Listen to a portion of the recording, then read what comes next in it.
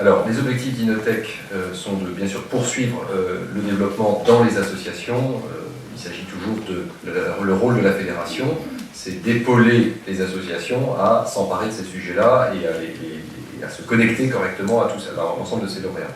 Augmenter et pérenniser le flux de projets et donc effectivement marketer ou vendre un peu mieux l'offre Inotech pour les porteurs de projets et prescripteurs. On a un objectif 2009 ambitieux d'une centaine de lauréats, dont 30 en émergence.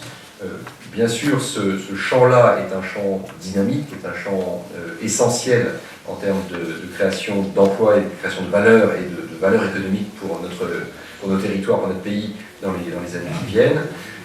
Les 30 lauréats dits en émergence, c'est 30 lauréats pour lesquels, de façon expérimentale, les associations s'engagent à les accueillir plus tôt dans le processus.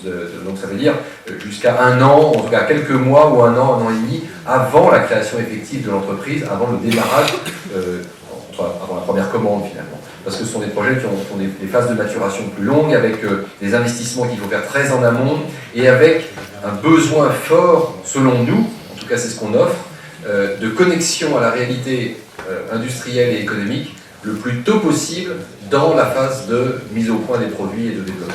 C'est-à-dire comment apporter comment rencontrer un porteur de projet qui souvent est essentiellement de culture scientifique et technique, de le confronter à des chefs d'entreprise expérimentés qui ont déjà complètement intégré, bien sûr, et qui lui apportent une vision du monde économique, du marché et du renforcement. Donc autrement dit, accélérer cette phase, la motivation de la phase de mise au point du produit et la mise sur le marché pour que le projet soit plus pertinent, qu'il soit moins coûteux, et puis renforcer la motivation de ce porteur de projet qui doit aussi se poser la question bien en amont s'il est vraiment entrepreneur ou s'il est chercheur. Et donc là, il y a tout ce travail-là qui est proposé par les entrepreneurs. Le troisième objectif, renforcer la cellule Inotech d'appui aux associations. Aujourd'hui, Bernard, qui anime ce programme, est donc aidé par Fabrice, qui est, il est là au fond, qui travaille énormément à 100% bien sûr sur ce programme, mais qui est un peu débordé, qui étudie les projets, qui conforte les associations dans l'analyse souvent un peu pointue, bien sûr, de ces projets. Certains, je ne comprends même pas le titre. Et donc, la question, c'est, on a besoin de ressources supplémentaires, donc on aura sans doute des moyens, enfin, une personne de plus qui viendra rejoindre cette équipe. Enfin, structurer et animer le réseau national Inotech. Cette équipe a fait un travail de recensement parmi nos lauréats et adhérents de tous les chefs d'entreprise de notre mouvement qui étaient impliqués dans les technologies innovantes. Et ce réseau de plus de 400 chefs d'entreprise, je ne me trompe pas, 600, le recensement n'était pas tout à fait terminé, donc 600 aujourd'hui de nos membres, enfin, parmi les 6000 chefs d'entreprise finalement, sont impliqués dans ce champ-là.